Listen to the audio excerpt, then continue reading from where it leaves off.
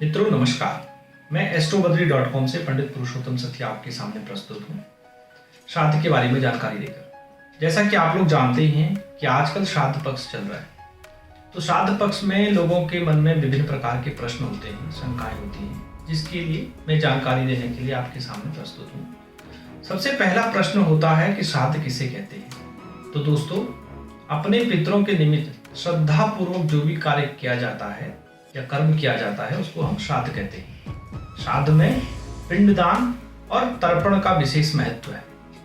इसके साथ ही महत्व है ब्राह्मण को भोजन कराने का। अगर आप ब्राह्मण को भोजन नहीं करा पा रहे हैं तो ब्राह्मण को आप सूखी राशन दे सकते हैं। और अगला प्रश्न होता है कि अगर कोई गया में जिसने पिंडदान कर दिया है तो उसके बाद उसको पिंडदान करना चाहिए या नहीं करना चाहिए। तो मैं कहना चाहूँगा कि गया में 16 जगह पर पिंडदान होता है, लेकिन गया में पिंडों का विश्राम नहीं होता है।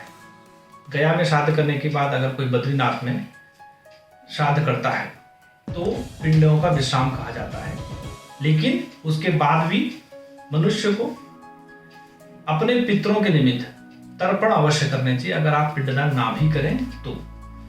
अगला प्रश्न होता है कि श्राद्ध कितने प्रकार के होते हैं।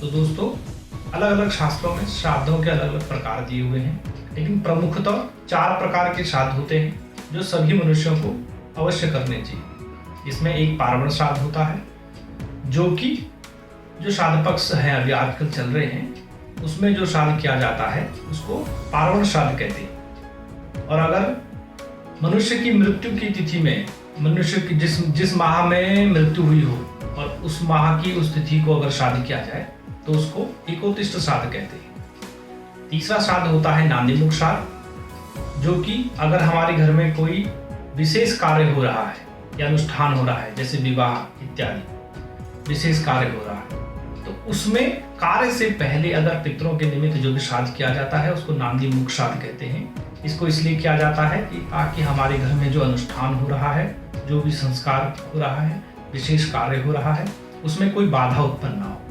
इसके लिए हमें नांदीमुख श्राद्ध करना चाहिए। और चौथा प्रमुख श्राद्ध है कि अगर हम किसी तीर्थ क्षेत्र में यात्रा कर रहे हैं, तीर्थ या धाम की यात्रा कर रहे हो, तो वहां पर अपने पितरों को अवश्य याद करना चाहिए और उसके बाद उनका श्राद्ध करना चाहिए।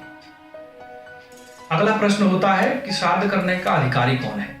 तो मैं कहना चाहूंगा कि अगर किसी की माता या पिता की मृत्यु हुई हो तो वो श्राद्ध करने का अधिकारी होता है और उसको श्राद्ध अवश्य करने चाहिए। अगला प्रश्न आता है कि श्राद्ध क्यों करना चाहिए या उससे क्या फल मिलता है। तो मैं कहना चाहूँगा कि श्राद्ध अवश्य करना चाहिए। श्राद्ध पक्ष में कहते हैं कि हमारे पितृ देवता जो हमारे पितृ होते हैं वो पृथ्वी लोक पर आते हैं और बड़ी आशा भरी नजरों से हमारी तरफ देखते हैं कि हमारे वंश में कोई ऐसा पुत्र उत्पन्न होगा जो हमारा श्राद्ध करेगा।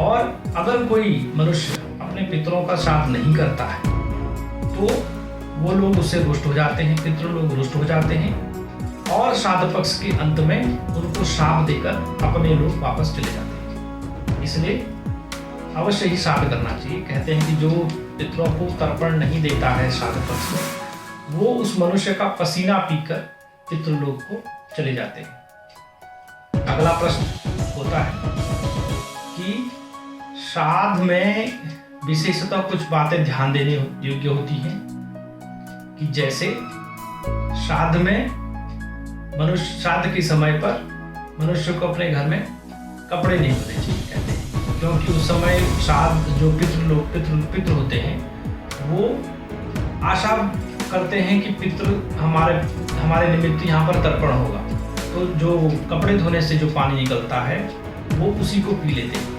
इसलिए श्राद्ध के समय कपड़े नहीं धोने चाहिए। अगर अगला प्रश्न आता है कि अगर मैं किसी कारणवश श्राद्ध नहीं कर पाया तो मुझे कब करना चाहिए, या मेरे पितरों की मृत्यु तिथि मुझे ज्ञात नहीं है तो क्या मैं श्राद्ध नहीं कर सकता। तो इसके लिए प्रावधान है कि जो अंतिम श्राद्ध होता है श्राद्ध पक्ष का, सर्वपितृ अमावस्या कहते हैं उसे, उस दिन ऐसे पितरों का श्राद्ध होता है जिनकी मृत्यु तिथि हमें ज्ञात नहीं होती है या हम उनकी तिथि पर उनका श्राद्ध किसी कारणवश नहीं कर पाए। तो ऐसे लोगों का या ऐसे पितरों का हमें श्राद्ध अमावस्या को करना चाहिए। अगर आपकी कोई और शंका या और कोई प्रश्न आपके मन में हो तो अवश्य जानकारी दें। धन्यवाद। नमस्कार।